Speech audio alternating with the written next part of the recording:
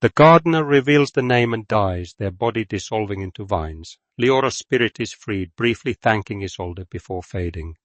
The moon hung low, swollen and pale. Isolde stood at the garden's heart, her breath misting in air that tasted of copper and earth. The gardener's form wavered before her like smoke given weight, translucent fingers still reaching toward the grave roses that climbed the greenhouse walls in tangled profusion. Isolde von Voss, the gardener's voice came thin, stretched. The time has come. His words hung between them. Isolde's hand rose without her willing it, suspended at chest height. She waited. The name you seek is Leora. He gestured toward the far corner of the greenhouse, where the grave roses grew thickest, and she has been freed at last. The roses began to move, not swaying but unraveling, their vines peeled away from the stone walls, from the ancient tree at the greenhouse's center, coiling back on themselves like hands releasing a held object. The gardener's body followed the motion, his form beginning to come apart at the seams, his coat dissolved first, threads of black fabric drifting upward like ash.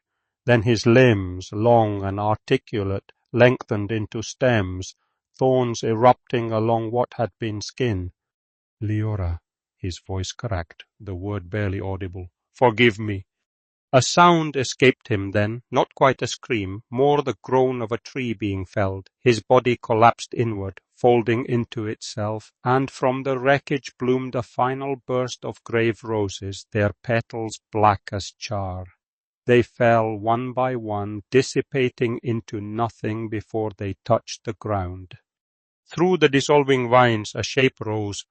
Leora's spirit was luminous, less substantial than moonlight. She took form gradually, a young woman's silhouette, her edges blurred and wavering. The grave roses that had clung to her in death released their hold, and she lifted upward, unburdened, her pale eyes, moonstone pale, finding Isolde's in the sudden silence. Thank you, Isolde. Her voice was wind through high grass, already fading. You have set me free at last. The grave roses around her bloomed in a final convulsion of color, deep purple bleeding toward black, petals unfurling in a spiral that seemed to draw the eye inward. For a moment the entire greenhouse blazed with that impossible color.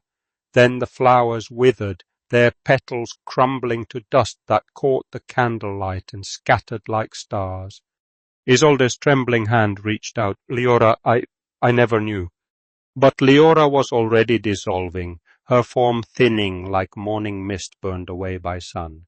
Not quite a smile crossed her face, something gentler, the expression of someone setting down a burden they'd carried too long. You were bound too. The voice came from everywhere and nowhere now, even as Leora's shape became transparent. Thank you for freeing us both. She faded into starlight, pinpricks of luminescence that hung in the thick greenhouse air for a heartbeat, then scattered upward through the cracked stone ceiling.